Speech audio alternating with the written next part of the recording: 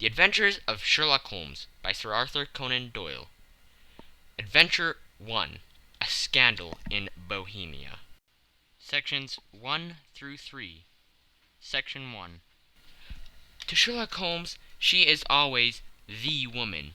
I have seldom heard him mention her under any other name. In her eyes, she eclipses and predominates the whole of her sex. It was not that he felt any emotion akin to love for Irene Adler. All emotions, and that one particularly, were abhorrent to his cold, precise, but admirably balanced mind. He was, I take it, the most perfect reasoning and observing machine that the world has seen. But as a lover, he would have placed himself in a false position. He never spoke of the softer passions, save with a jibe and a sneer. They were admirable things for the observer, excellent for drawing the veil from men's motives and actions. But for the trained reasoner to admit such intrusions into his own delicate and finely adjusted temperament was to introduce a distracting factor which might throw a doubt on all his mental results. Grit in a sensitive instrument, or a crack in one of his own high-powered lenses, would not be more disturbing than a strong emotion in a nature such as his. And yet there was but one woman to him, and that woman was the late Irene Adler, of dubious and questionable memory. I have seen little of Holmes lately. My marriage had drifted us away from each other. My own complete happiness and the home-centered interests which rise up around the man who first finds himself master of his own establishment were sufficient to absorb all my attentions, while Holmes, who loathed every form of society with his whole Bohemian soul, remained in our lodgings in Baker Street. Buried among his old books and altering from week to week between cocaine and ambition, the drowsiness of the drug, and the fierce energy of his own keen nature, he was still, as ever, deeply attracted by the study of crime, and occupied his immense faculties and extraordinary powers of observation in following out these clues, and clearing up those mysteries which had been abandoned as hopeless by the official police. From time to time I heard some vague account of his doings, of his summons to Odessa in the case of the Trepoff murder, of his clearing up of the singular tragedy of the Atkinson brothers at Trincomalee, and finally of the mission which he had accomplished so delicately and successfully for the reigning family of Holland.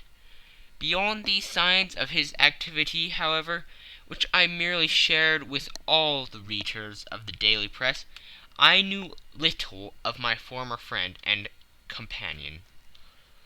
One night, it was on the 20th of March, 1888, I was returning from a journey to a patient, for I had now returned to civil practice, when my way led me through Baker Street. As I passed the well-remembered door, which must always be associated in my mind with my wooing, and with the dark incidents of the Study in Scarlet, I was seized with a keen desire to see Holmes again, and to know how he was employing his extraordinary powers. His rooms were brilliantly lit, and even as I looked up I saw his tall, spare figure pass twice in a dark silhouette against the blind.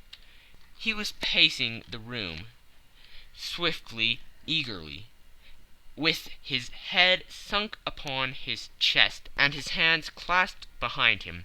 To me, who knew his every mood and habit, his attitude and manner, told their own story.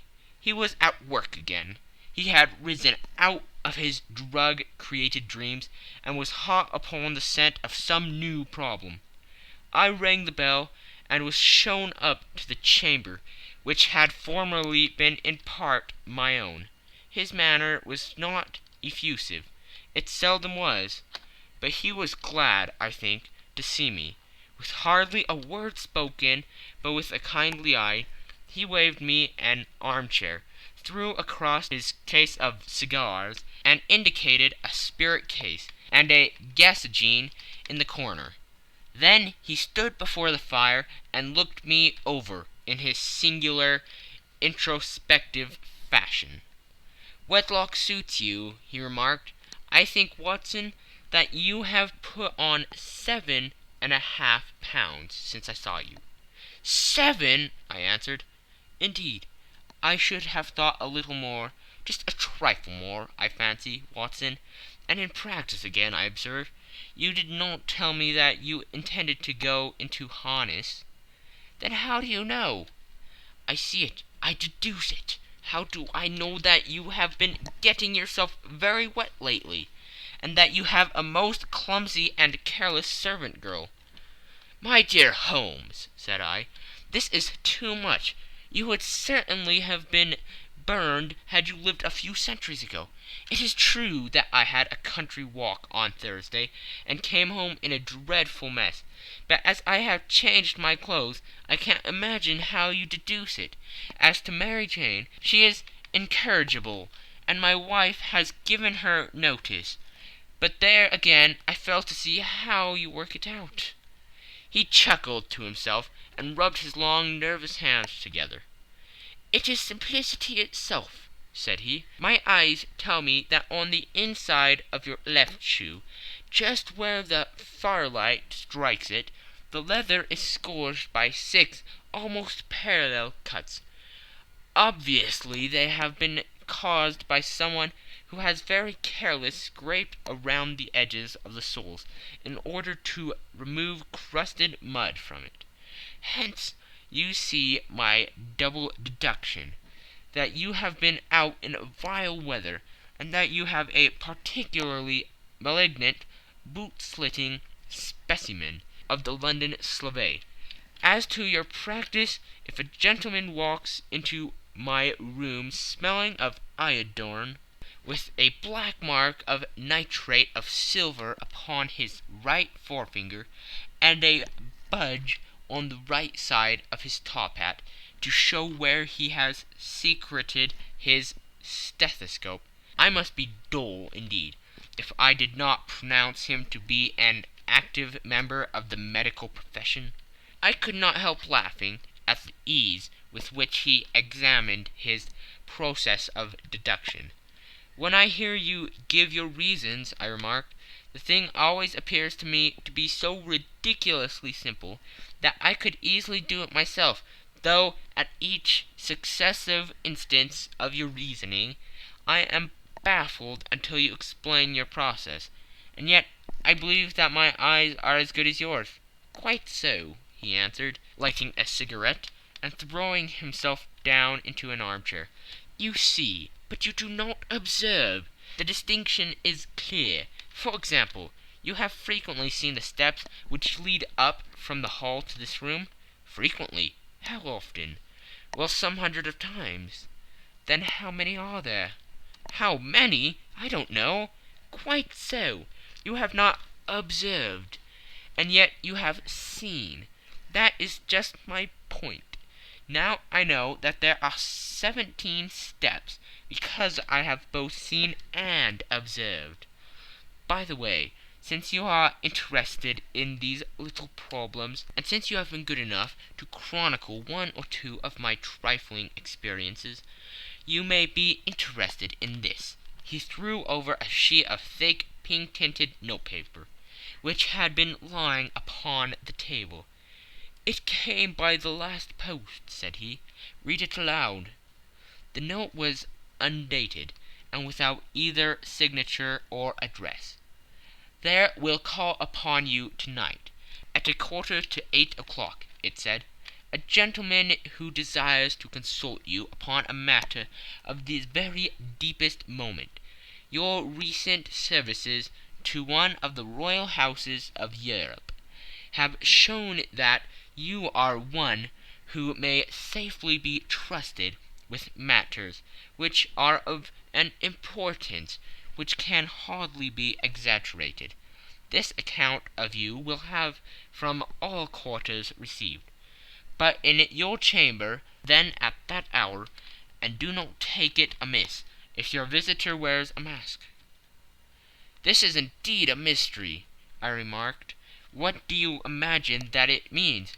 "I have no data yet. It is a capital mistake to theorize before one has data. Insensibly one begins to twist facts to suit theories, instead of theories to suit facts.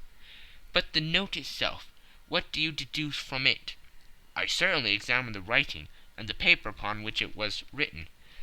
"The man who wrote it was presumably well-to-do," I remarked, endeavoring to imitate my companion's process. "Such paper could not be bought under half a crown a packet. It is peculiarly strong and stiff." "Peculiar, that is the very word," said Holmes. "It is not an English paper at all. Hold it up to the light." I did so, and saw a large E with a small g, a P and a large G with a small t woven into the texture of the paper. "What do you make of that?" asked Holmes. "The name of the maker, no doubt, or his monogram, rather." "Not at all. The G with the small t stands for Gesellschaft, which is German for company. It is a customary contraction like our CO. P, of course, stands for paper. Now for the EG. Let us glance at our continual gazetteer." He took down a heavy brown volume from his shelves. Eglots. Here we are. Egeria. It is in a German-speaking country in Bohemia, not far from Carlsbad, remarkably as being the scene of the death of Wallenstein, and for its numerous glass factories and paper mills. Ha ha, my boy, what do you make of that?" His eyes sparkled, and he sent up a great blue triumphant cloud from his cigarette. "The paper was made in Bohemia," I said. "Precisely. And the man who wrote the note is a German. Do you note the particular contraction of the sentence? 'This account of you we have from all quarters received.' A Frenchman or Russian could not have written that. It is the German who is so unctuous to his verbs. It only remains, therefore, to discover what is wanted by this German, who writes upon Bohemian paper and prefers wearing a mask to showing his face. And here he comes, if I am not mistaken, to resolve all our doubts." As he spoke there was the sharp sound of horses' hoofs, and the grating wheels against the curb, followed by a sharp pull at the bell. Holmes whistled. "A pair by the sound," said he. "Yes," he continued, glancing out of the window, "a nice little Brahmin, and a pair of beauties, 150 guineas apiece. There's money in this case, Watson, if there is nothing else. I think that I had better go, Holmes." "Not a bit, Doctor. Stay where you are. I am lost without my Boswell, and that promises to be interesting. It would be a pity to miss it. But your client, never mind him. I may want your help, and so may he. Here he comes. Sit down in that armchair, Doctor, and give us your best attention." A slow and heavy step, which had been heard upon the stairs and in the passage, paused immediately outside the door. Then there was a loud and authoritative tap. "Come in," said Holmes. A man entered who could hardly have been less than 6 feet 6 inches in height, with the chest and limbers of a Hercules. His dress was rich with a richness which would, in England, be looked upon as akin to bad taste. Heavy bands of astrakhan were slashed across the sleeves and fronts of his double-breasted coat, while the deep blue coat, which was thrown over his shoulders, was lined with flame-colored silk and secured at the neck with a brooch, which consisted of a single flaming beryl. Boots which extended halfway up his calves, and which were trimmed at the tops with rich brown fur, completed the impression of barbaric opulence, which was suggested by the whole appearance. He carried a broad-brimmed hat in his hand, while he wore across the upper part of his face, extending down past the cheekbones, a black visored mask, which he had apparently adjusted that very moment, for his hand was still raised to it as he entered. From the lower part of the face he appeared to be a man of strong character, with a thick hanging lip, and a long, straight chin suggestive of resolution, pushed to the length of obstinacy. "You had my note?" he asked, with a deep, harsh voice, and a strongly marked German accent. "I told you that I would call." He looked from one to the other of us, as if uncertain which to address. "Pray take a seat," said Holmes. "This is my friend and colleague, Dr. Watson, who is occasionally good enough to help me in my cases. Whom have I the honor to address?" "You may address me as Count von Kramm, a Bohemian nobleman. I understand that this gentleman, your friend, is a man of honor and discretion, whom I may trust with a matter of the most extreme importance. If not, I should much prefer to communicate with you alone." I rose to go, but Holmes caught me by the wrist and pushed me back into my chair. "It is both or none," said he. "You may see before this gentleman anything which you may say to me." The Count shrugged his broad shoulders. "Then I must begin," said he, "by binding you both to absolute secrecy for 2 years. At the end of that time the matter will be of no importance. At present it is too much to say that it is of such weight it may have an influence upon European history." "I promise," said Holmes. "And I." "You may excuse this mask," countered our strange visitor. "The august person who employs me wishes his agent to be unknown to you, and I may confess at once that the title by which I have just called myself is not exactly my own." "I was aware of it," said Holmes dryly. "The circumstances are of great delicacy, and every precaution has to be taken to quench what might grow to be an immense scandal and seriously compromise one of the reigning families of Europe. To speak plainly, the matter implicates the great house of Austrian hereditary kings of Bohemia." "I was also aware of that," murmured Holmes, setting himself down in his armchair, closing his eyes. Our visitor glanced with some apparent surprise at the rigid, longing figure of the man, who had been no doubt depicted to him as the most incisive reasoner and most energetic agent in Europe. Holmes slowly reopened his eyes and looked impatiently at his gigantic client. "If your Majesty would condescend to state your case," he remarked, "I should be better able to advise you." The man sprang from his chair and paced up and down the room in uncontrollable agitation.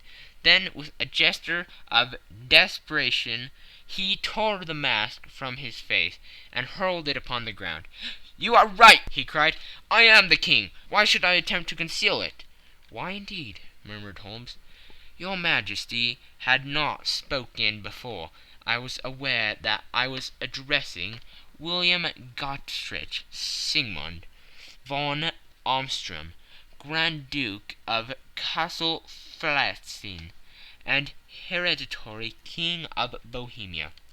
But you can understand, said our strange visitor, sitting down once more and passing his hand over his high white forehead. You can understand that I am not accustomed to doing such business in my own person, that I could not confide it to an agent without putting myself in his power. I have come incognito from Prague, from the purpose of consulting you. Then pray consult, said Holmes, shutting his eyes once more. The facts are briefly these. Some 5 years ago, during a lengthy visit to Warsaw, I made the acquaintance of the well-known adventuress Irene Adler. The name is no doubt familiar to you. Kindly look her up in my index, doctor, murmured Holmes, without opening his eyes. For many years he had adopted a system of docking all paragraphs concerning men and things, so that it was difficult to name a subject or a person on which he could not at once furnish information. In this case I found her biography sandwiched in between that of Hebrew rabbi and that of staff commander, who had written a monograph upon the deep-sea fishes. Let me see, said Holmes. Born in New Jersey in the year 1858. Contrito. Let Scala. Prima donna Imperial Opera of Warsaw. Yes! Retired from the operatic stage. Ha! Living in London. Quite so, your Majesty. As I understand, become entangled with this young person, wrote her some comprising letters, and is now desirous of getting these letters back. Precisely so. But how? Was there a secret marriage? None. No legal papers or certificates? None. Then I failed to follow your Majesty. If this young person should produce her letters from blackmailing or other purposes, how is she to prove their authenticity? There is writing. Pooh, forgery. My private notepaper, stolen. My own seal, imitated. My photograph, bought. We were both in the photograph. Oh dear, that is very bad. Your Majesty has indeed committed an indiscretion. I was mad, insane. You have compromised yourself seriously. I was only crown prince then. I was young. I am but 30 now. It must be recovered. We have tried and failed. Your Majesty must pay. It must be bought. She will not sell. Stolen then. 5 attempts have been made. Twice burglars in my pay ransacked her house. Once we diverted her luggage when she traveled. Twice she had been waylaid. There has been no result. No sign of it? Absolutely none. Holmes laughed. It is quite a pretty little problem, said he. But a very serious one to me, returned the king reproachfully. Very indeed. What does she propose to do with the photograph? To ruin me. But how? I'm about to be married. So I have heard. To Claudia Lorman von Saxe-Montenegrin, second daughter of the King of Scandinavia. You may know that strict principles of her family. She is herself the very soul of delicacy.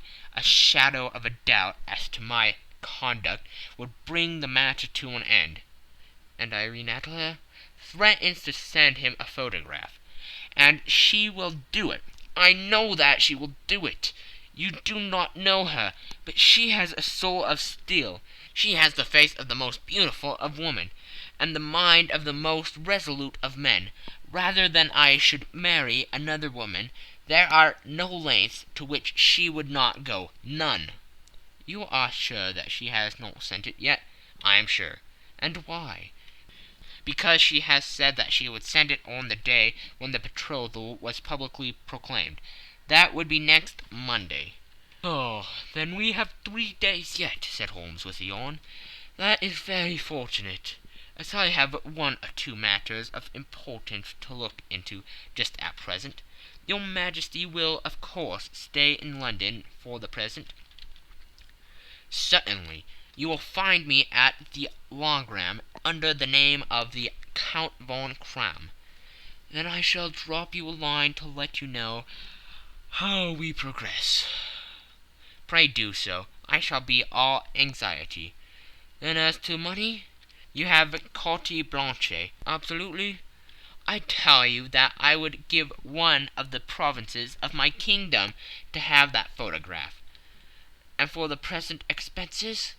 The king took a heavy chamois leather bag from under his cloak and laid it on the table. "There are £300 in gold and 700 in notes," he said. Holmes scribbled a receipt upon a sheet of his notebook and handed it to him. "And mademoiselle's address?" he asked. "Is Brony Lodge, Supretime Avenue, St. John's Wood." Holmes took a note of it. "One other question," said he. "Was the photograph a cabinet?" "It was." "Then good night, your Majesty, and I trust that we shall soon have some good news for you. And good night, Watson," he added, as the wheels of the Royal brougham rolled down the street. "If you will be good enough to call tomorrow afternoon at 3 o'clock, I should like to chat this little matter over with you." End of Section 1. Section 2. At 3 o'clock precisely I was at Baker Street, but Holmes had not yet returned. The landlady informed me that he had left the house shortly after 8 o'clock in the morning. I sat down beside the fire, however, with the intention of awaiting him. However long he might be, I was already deeply interested in his inquiry, for though it was surrounded by none of the grim and strange features which were associated with the two crimes which I have already recorded, still the nature of the case and the exalted station of his client gave it a character of its own. Indeed, apart from the nature of the investigation which my friend had on hand, there was something in his masterly grasp of a situation, and his keen, incisive reasoning, which made it a pleasure to me to study his system of work, and to follow the quick, subtle methods by which he distinguished the most inextricable mysteries. So accustomed was I to his invariable success that the very possibility of his failing had ceased to enter into my head. It was close upon 4 before the door opened, and a drunken-looking groom, ill-kept and side-whiskered, with an inflamed face and disreputable clothes, walked into the room. Accustomed as I was to my friend's amazing powers in the use of disguises, I had to look 3 times before I was certain that it was indeed he. With a nod he vanished into the bedroom, whence he emerged in 5 minutes, too suited and respectable as of old, putting his hands into his pockets. He stretched out his legs in front of the fire and laughing heartily for some minutes. "Well, really," he cried, and then he choked and laughed again, until he was obliged to lie back, limp and helpless, in the chair. "What is it?" "It's quite too funny. I am sure you could never guess how I employed my morning, or what I ended by doing." "I can't imagine. I suppose that you have been watching the habits and perhaps the house of Miss Irene Adler?" "Quite so, but the sequel was rather unusual. I will tell you, however. I left the house a little after 8 o'clock this morning, in the character of a groom, out of work. There is a wonderful sympathy and freemasonry among wholesome men, but one of them, and you will know all that there is to know, I soon found Broughton Lodge. It is a bijou villa, with a garden at the back, but built on it right up to the road, 2 stories, Chubb lock to the door, large sitting room on the right side, well furnished with long windows almost to the floor, and those prosperous English window fasteners which a child could open. Behind there was nothing remarkable, save the passage window could be reached from the top of the courtyard. I walked round it and examined it closely from every point of view, but without nothing anything else of interest. I then lodged down the street, and found, as I expected, that there was a news in a lane which runs down by one wall of the garden. I lent the ostlers a hand in rubbing down their houses, and received in exchange 2d, a glass of half and half, 2 fills of shag tobacco, and as much information as I could desire about Miss Adler, to say nothing of half a dozen other people in the neighborhood, in whom I was not in the least interested, but whose biographies I was compelled to listen to. "And what of Irene Adler?" I asked. "Oh, she has turned all the men's heads down in that part. She is the daintiest thing under a bonnet on the planet. So say the Serpentine News to a man. She lives quietly, sings at concerts, drives out at 5 every day, and returns at 7 sharp for dinner. Seldom goes out at other times, except when she sings. Has only 1 male visitor, but a good deal of him. He is dark, handsome, and dashing. Never calls less than once a day, and often twice.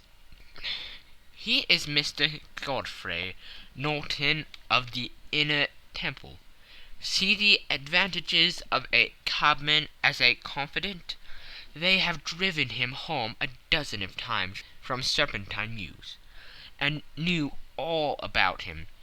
When I had listened to all they had to tell, I began to walk up and down near Briony Lodge once more, and to think over my plan of campaign. This Godfrey Norton was evidently an important factor in the matter. He was a lawyer. That sounded ominous. What was the relation between them, and what the object of his repeated visits? Was she his client, his friend, or his mistress? If the former, she had probably transferred the photograph to his keeping. If the latter, it was less likely on the issue of this question deepened whether I should continue my work at Briony Lodge, or turn my attention to the gentleman's chambers in the Temple. It was a delicate point, and it wanted the field of my inquiry. I fear that I bore you with these details, but I have to let you see my little difficulties, if you are to understand the situation. "I am following you closely," I answered. I was still balancing the matter in my mind, when a hansom cab drove up to Briony Lodge, and a gentleman sprang out. He was a remarkably handsome man, dark, aquiline, and moustached, evidently the man of whom I have heard. He appeared to be in a great hurry, shouted to the cabman to wait, and brushed past the maid, who opened the door with the air of a man who was thoroughly at home. He was in the house about half an hour, and I could catch glimpses of him in the windows of the sitting-room, pacing up and down, talking excitedly, and waving his arms. Of her I could see nothing. Presently he emerged, looking even more flurried than before.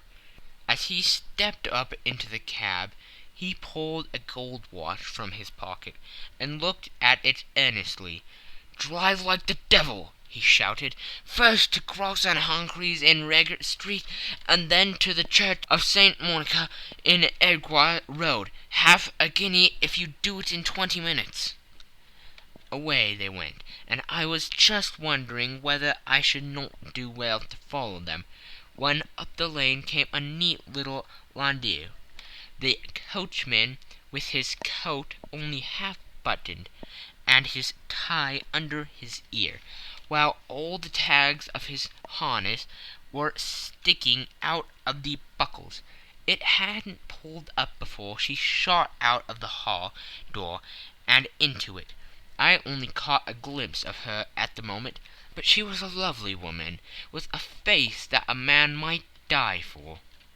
"The Church of St. Monica, John," she cried, "and half a sovereign if you reach it in 20 minutes." This was quite too good to lose, Watson. I was just balancing whether I should run for it, or whether I should perch behind her landau, when a cab came through the street. The driver looked twice at such a shabby fare, but I jumped in before he could object. "The Church of St. Monica," said I, "and half a sovereign if you reach it in 20 minutes." It was 25 minutes to 12, and of course it was clear enough what was in the wind. My cabby drove fast. I don't think I ever drove faster, but the others were there before us, the cab and the landau, with their steaming horses, were in front of the door. When I arrived, I paid the man and hurried into the church.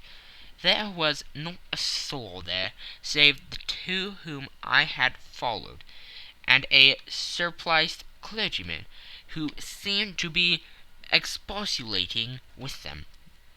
They were all three standing in a knot in front of the altar. I longed up the side aisle like any other idler who has dropped into a church. Suddenly, to my surprise, the three at the altar faced round to me, and Godfrey Norton came running as hard as he could toward me. "Hank," he cried, "you'll do. Come, come." "What then?" I asked. "Come, man, come only 3 minutes, or it won't be legal." I was half dragged up to the altar, and before I knew where I was, I found myself mumbling responses which were whispered in my ear, and vouching for things of which I knew nothing, and generally assisting in the secure tying up of Irene Adler, spinster, to Godfrey Norton, bachelor.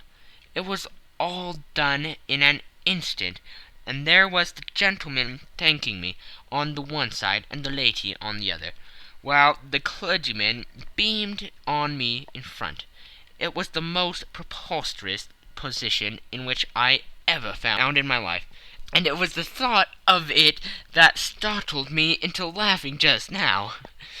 It seems that there had been some informality about their license, that the clergyman absolutely refused to marry them without a witness of some sort, and that my lucky appearance saved the bridegroom from having to sally out into the street in search of a best man. The bride gave me a sovereign, and I mean to wear it on my watch chain in memory of the occasion. "That is a very unexpected turn of affairs," said I. "And what then?" "Well, I found my plans very seriously menaced. It looked as if the pair might take an immediate departure, and so necessity very prompt and energetic measures on my part. At the church door, however, they separated, he driving back to the temple, and she to her own house. "I shall drive out into the park at 5 as usual," she said, as she left him. I heard no more. They drove away in different directions, and I went off to make my own arrangements. "Which are?" "Some cold beef and a glass of beer," he answered, ringing the bell. "I have been too busy to think of food, and I am likely to be bustier still. this evening. By the way, Doctor, I shall want your cooperation." "I shall be delighted." "You don't mind breaking the law?" "Not in the least." "Nor running a chance of arrest?" "Not in a good cause." "Oh, the case is excellent." "Then I am your man." "I was sure that I might rely on you." "But what do you wish?" "When Miss Turner has brought in the tray, I will make it clear to you now," he said, as he turned hungrily on the simple fare that our landlady had provided. "I must discuss it while I eat, for I have not much time. It is nearly 5 now. In 2 hours we must be on the scene of action. Miss Irene, or Madame, rather, returns from her drive at 7. We must be at Briony Lodge to meet her." "And what then?" "You leave that to me. I have already arranged what is to occur. There's only one point on which I must insist. You must not interfere, come what may. You understand?" "I'm to be neutral?" "To do nothing whatever. There will probably be some small unpleasantness. Do not join in it. It will end in my being conveyed into the house. 4 or 5 minutes afterwards the sitting-room window will be open. You are to station yourself close to that open window. Yes, you are to watch me, for I have been visible to you. Yes, when I raise my hand, so, you will throw into the room what I give you to throw, and will at the same time raise the cry of 'Fire!' You quite follow me?" "Entirely." "It is nothing more formidable," he said, taking a long cigar-shaped roll from his pocket. "It is an ordinary plumber's smoke rocket, fitted with a cap at either end, to make it self-lighting. Your task is confined to that. When you raise your cry of 'Fire!' it will be taken up by quite a number of people. You may then walk to the end of the street, and I will rejoin you in 10 minutes. I hope that I have made myself clear. I am to remain neutral, to get near the window, to watch you, and at your signal to throw this object, then to raise the cry of 'Fire!' and to wait you at the corner of the street." "Precisely." "Then you may entirely rely on me?" "That is excellent. I think, perhaps, it is almost time that I prepare for the new role I have to play." He disappeared into his bedroom, and returned in a few minutes, in the character of an amiable and simple-minded nonconformist clergyman. His broad black hat, his baggy trousers, his white tie, his sympathetic smile, and general look of peering and benevolent curiosity were such as Mr. John Hare alone could have equalled. It is not merely that Holmes changed his costume. His expression, his manner, his very soul seemed to vary every fresh part that he assumed. The stage lost a fine actor, even as science lost an acute reasoner when he became a specialist in crime. It was 6:15 when we left Baker Street, and it still wanted 10 minutes to the hour, when we found ourselves in Serpentine Avenue. It was already dusk, and the lamps were just being lighted as we paced up and down in front of Briony Lodge, waiting for the coming of its occupant. The house was just such as I had pictured it from Sherlock Holmes's succinct description, but the locality appeared to be less private than I expected. On the contrary, for a small street in a quiet neighborhood, it was remarkably animated. There was a group of shabbily dressed men smoking and laughing in a corner. A scissors grinder, with his wheel, two guardsmen who were flirting with a nurse girl, and several well-dressed young men who were laughing up and down with cigars in their mouths. "You see," remarked Holmes, as we passed to and fro in front of the house, "this marriage rather simplifies matters. The photograph becomes a double-edged weapon now. The chances are that she would be as averse to its being seen by Mr. Godfrey Norton as our client is to coming to the eyes of his princess. Now the question is, where are we to find the photograph?" "Where indeed? It is most unlikely that she carries it about with her. It is cabinet size, too large for easy concealment about a woman's dress. She knows that the king is capable of having her waylaid and searched. 2 attempts of the sort have already been made. We may take it, then, that she does not carry it about with her." "Where, then?" "Her banker or her lawyer. There is that double possibility, but I am inclined to think neither. Women are naturally secretive, and they like to do their own secreting. Why should she have it over to anyone else? She could trust her own guardsmanship, but she could not tell what indirect or political influence might be brought to bear upon a business-man. Besides, remember that she had resolved to use it within a few days. It must be where she can lay her hands upon it. It must be in her own house." "But it has twice been burgled." "Pshaw! They did not know how to look." "But how will you look?" "I will not look." "What then?" "I will get her to show me." "But she will refuse." "She will not be able to. But I hear the rumble of wheels. It is her carriage. Now carry out my orders to the letter." As he spoke, the gleam of the side-lights of a carriage came round the curve of the avenue. It was a smart little landau, which rattled up to the door of Bohemia Lodge.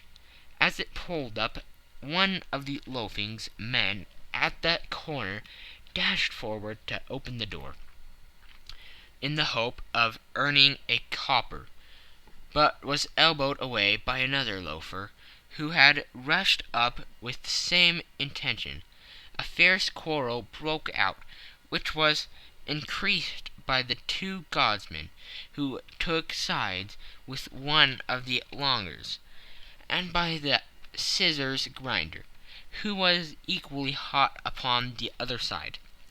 A blow was struck, and in an instant the lady, who had stepped from her carriage, was the centre of a little knot of flourished and struggling men, who struck savagely at each other with their fists and sticks.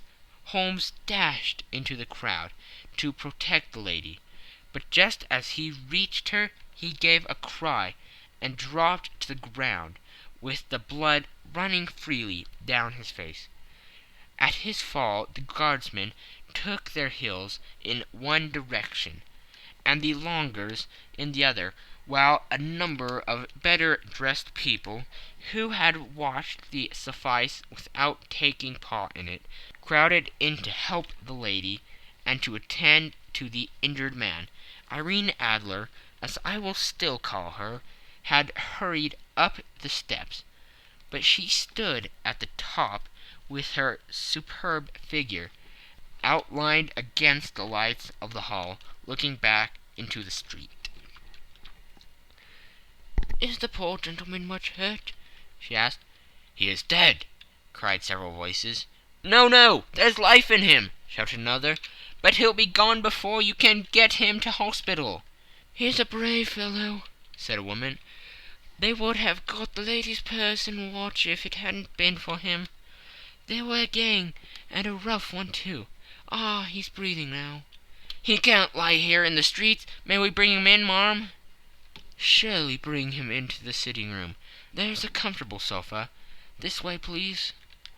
Slowly and solemnly he was borne into the Brimery Lodge, and laid into the principal room, while I still observed the proceedings from my post by the window. The lamps had been lit, but the blinds had been drawn so that I could see Holmes as he lay upon the couch.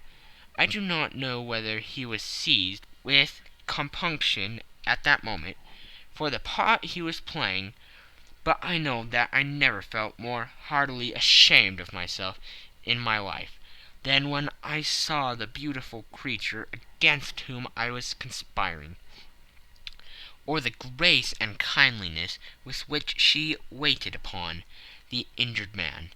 And yet it would be the blackest treachery to Holmes to draw back now from the part which he had entrusted to me. I hardened my heart, and took the smoke rocket from under my ulster. After all, I thought, we are not injuring her. We are but preventing her from injuring another. Holmes had sat up upon the couch, and I saw him motion like a man who is in need of air. A maid rushed across the threshold, opened the window. At the same instant I saw him raise his hand, and at the signal I tossed my rocket into the room, with a cry of "Fire!" The word was no sooner out of my mouth than the whole crowd of spectators, well dressed and ill, gentlemen, ulsters, and servant-maids, joined in the general shriek of "Fire!" Thick clouds of smoke curled through the room, and out those open windows.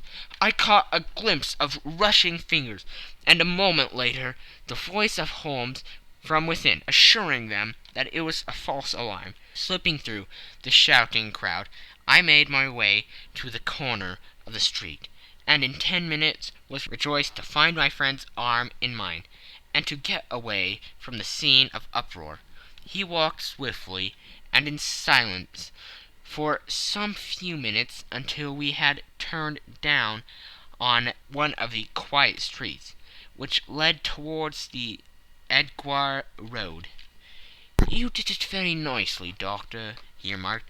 "Nothing could have been better. It is all right." "You have the photograph?" "I know where it is." "And how did you find out?" "She showed me, as I told you she would." "I am still in the dark." "I do wish to make a mystery," said he, laughing. "The matter was perfectly simple. You are, of course, saw that everyone in the street was an accomplice. They were all engaged for the evening." "I guessed as much." "Then, when the row broke out, I had a little moist red paint in the palm of my hand. I rushed forward, fell down, clapped my hand to my face, and became a piteous spectacle. It is an old trick." "That also I could fathom." "Then they carried me in. She was bound to have me in. What else could she do? And into her sitting-room, which was the very room which I suspected. It lay between that and her bedroom, and I was determined to see which. They laid me on a couch. I motioned for air. They were compelled to open the window, and you had your chance." "How did that help you?" "It was all important. When a woman thinks that her house is on fire, her instinct is at once to rush to the thing which she values most. It is a perfectly overpowering impulse, and I have more than once taken advantage of it. In the case of the Darlington substitution scandal, it was of use to me, and also in the Arnsworth Castle business. A married woman grabs at her baby, an unmarried one reaches for her jewelry box. Now it was clear to me that Our Lady of to-day had nothing in the house more precious to her than what we are in quest of. She would rush to secure it. The alarm of the fire was admirably done. The smoke and shouting were enough to shake nerves of steel. She responded beautifully. The photograph is in a recused behind a sliding panel just above the right bell pull. She was there in an instant, and I caught a glimpse of it as she half drew it out. When I cried out that it was a false alarm, she replaced it, glancing at the rocket, rushed from the room, and I have not seen her since. I rose, and making my excuses, escaped from the house. I hesitated whether to attempt to secure the photograph at once, but the coachman had come in, and as he was watching me narrowly, it seemed safer to wait. A little over precipitance may ruin all. "And now?" I asked. "Our quest is practically finished. I shall call with the king tomorrow, and with you, if you care to come with us. We will be showed into the sitting-room to wait for the lady. But it is probable that when she comes she may find neither us nor the photograph. It might be a satisfaction to his Majesty to regain it with his own hands." "And when will you call?" "At 8 in the morning. She will not be up, so that we shall have a clear field. Besides, we must be prompt, for this marriage may mean a complete change in her life and habits. I must wire to the king without delay." We had reached Baker Street, and had stopped at the door. He was searching his pockets for the key, when someone passing said, "Good night, Mr. Sherlock Holmes." There were several people on the pavement at the time, but the greeting appeared to come from a slim youth in an ulster who had hurried by. "I've heard that voice before," said Holmes, starting down the dimly lit street. "Now I wonder who the deuce that could have been." End of Section 2. Section 3. I slept at Baker Street that night, and we were engaged upon our toast and coffee in the morning, when the King of Bohemia rushed into the room. "You have really got it?" he cried, grasping Sherlock Holmes by either shoulder, or looking eagerly into his face. "Not yet." "But you have hopes?" "I have hopes." "Then come. I am all impatience to be gone." "We must have a cab." "No, my brougham is waiting." "Then that will simplify matters." We descended and started off at once more for Bombay Lodge. "Irene Adler is married," remarked Holmes. "Married? When?" "Yesterday." "But to whom?" "To an English lawyer named Norton." "But she could not love him." "I am in hopes that she does." "And why in hopes?" "Because it would spare your Majesty all fear of future annoyance. If the lady loves her husband, she does not love your Majesty. If she does not love your Majesty, then there is no reason why she should interfere with your Majesty's plan." "It is true, and yet, well, I wish she had been of my own station. What a queen she would have made." He relapsed into a mood silence, which was not broken until we drew up in Serpentine Avenue. The door of Brimary Lodge was open, and an elderly woman stood up the steps. She watched us with a sardonic eye as we stepped from the brougham. "Mr. Sherlock Holmes, I believe," said she. "I am Mr. Holmes," answered my companion, looking at her with a questioning and rather startled gaze. "Indeed, my mistress told me that you were likely to call. She left this morning with her husband by the 5:15 train from Charing Cross for the Continent." "What?" Sherlock Holmes staggered back with the chagrin and surprise. "Do you mean that she has left England?" "Never to return." "And the papers?" asked the king hoarsely. "All is lost." "We shall see." He pushed past the servant and rushed into the drawing-room, followed by the king and myself. The furniture was scattered about in every direction, with the dismantled shelves and open drawers, as if the lady had hurriedly ransacked them before her flight. Holmes rushed at the bell-pull, tore back a small sliding shutter, and plunging in his hand, pulled out a photograph and a letter. The photograph was of Irene Adler herself, in evening dress. The letter was superseded to Sherlock Holmes, Esq., to be left till called for. My friend tore it open, and we all three read it together. It was dated midnight of the preceding night, and ran in this way. My dear Mr. Sherlock Holmes, you really did it well. You took me in completely. Until after the alarm of fire I had not a suspicion. But then, when I found how I had betrayed myself, I began to think. I had been warned against you months ago. I had been told that if the king employed an agent, it would certainly be you, and your address had been given me. Yet, with all this, you made me reveal what you wanted to know. Even after I became suspicious, I found it to think evil of such a dear, kind old clergyman. But you know I have been trained as an actress myself. Belle costume is nothing new to me. I often take advantage of the freedom which it gives. I sent John the coachman to watch you, ran upstairs, got into my walking clothes, as I call them, and came down just as you departed. Well, I followed you to your door, and so made sure that I was really an object of interest to the celebrated Mr. Sherlock Holmes. Then I rather imprudently wished you good night, and started for the Temple to see my husband. We thought the best resource was flight, when we pursued by so formidable an antagonist.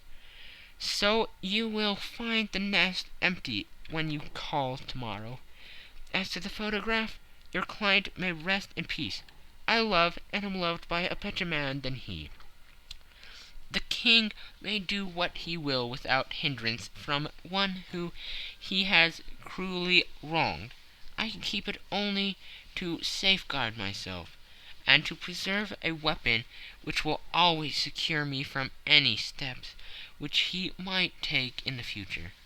I leave a photograph which he might care to possess, and I remain, dear Mr. Sherlock Holmes, very truly yours, Irene Norton, née Adler. "What a woman! Oh, what a woman!" cried the King of Bohemia, when we had all three read this epistle. "Did I not tell you how quick and resolute she was? Would she not have made an admirable queen? Is it not a pity that she was not on my level?" "From what I have seen of the lady, she seems indeed to be on a very different level to you, Majesty," said Holmes coldly. "I am sorry that I have not been able to bring your Majesty's business to a more successful conclusion." "On the contrary, my dear sir," cried the King, "nothing could be more successful. I know that her word is inviolate. The photograph is now as safe as if it were in the fire." "I am glad to hear your Majesty say so." "I am immensely indebted to you. Pray tell me in what way I can reward you. This ring—" He slipped an emerald snake ring from his finger and held it out upon the palm of his hand.